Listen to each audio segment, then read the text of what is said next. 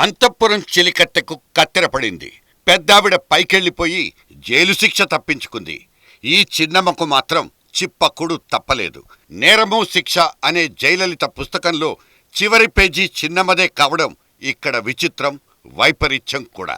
అయితే ఈ మొత్తం వ్యవహారంలో కనబడని చెయ్యేదో ఉందని చెప్పడమే కరెక్ట్ అనిపిస్తుంది.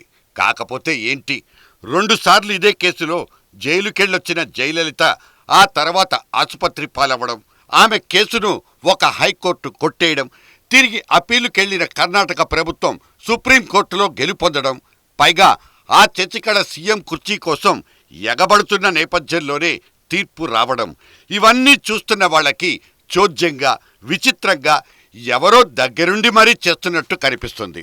ఇప్పుడు చిన్నమ్మ దగ్గర కావలసినంతమంది ఎమ్మెల్యేలు కుప్పలు కుప్పలుగా ఉన్నా ఉపయోగం మాత్రం లేదు, వర్కౌట్ కాదు.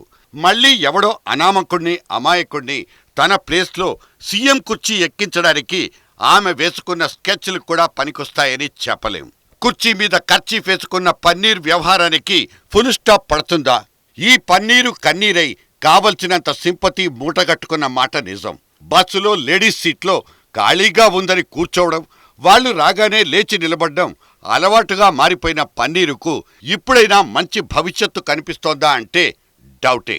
డిఎంకే పాత్ర ప్రతిపక్షానికే పరిమితమవుతుందా, బీజేపీ గెస్ట్ రోల్తోనే సరిపెట్టుకుంటుందా అన్న విషయాలే అన్నా డిఎంకే భవిష్యత్తును నిర్ణయిస్తాయి. ఇవన్నీ జయలలిత మరణం పుట్టించిన పర్యవసానాలే. జాతకాల సంగతి పక్కన పెడితే ఈ మొత్తం వ్యవహారంలో కనబడని చెయ్యేదో నాటకం నడిపించిందన్న అనుమానాలు మాత్రం బాగా బలపడిపోయాయి. ఏదైతేనేం ఈ వారం 10 రోజుల పాటు తమిళనాట జరిగిపోయిన ఓవర్ యాక్షన్ డ్రామా కంపు కొట్టిందన్న మాట మాత్రం ఖాయం.